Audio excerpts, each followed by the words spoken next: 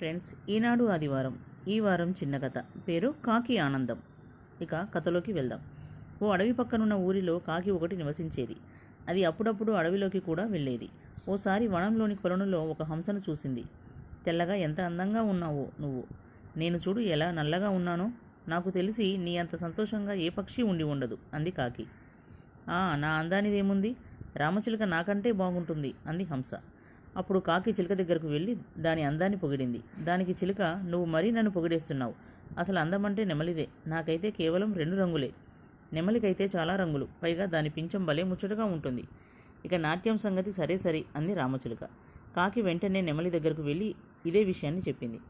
అసలు నీది అందం కాదని ఎందుకు అనుకుంటున్నావు? నా విషయానికి వస్తే ఎప్పుడు ఏ వేటగాడు ఏ వైపు నుంచి దాడి చేస్తాడో అని భయంగా బతకాల్సి వస్తుంది. పైగా నాకు నీ అంత బాగా ఎగరడమూ రాదు. ఇంకా మీ కాకి జాతిలో ఉన్న ఐకమత్యము మాలో లేదు. మరో విషయం ఏంటంటే, నువ్వు ఏంచక్కా జనాల్లోనూ వనాల్లోనూ కూడా విహరించగలవు. కానీ మాకు అదృష్టం లేదు.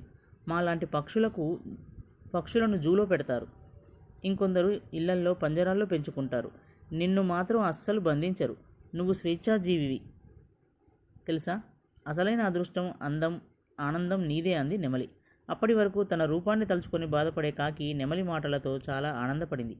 ఈ సృష్టిలో ఎవరి అందం వారిదే, ఎవరి సమస్యలు వారివే. ఉన్నదాంతో సంతృప్తిగా జీవించడంలోనే ఆనందం ఉంది అనుకుంటూ రివ్వున గాల్లోకి ఎగిరి పల్లె వైపు పయనమైంది కాకి.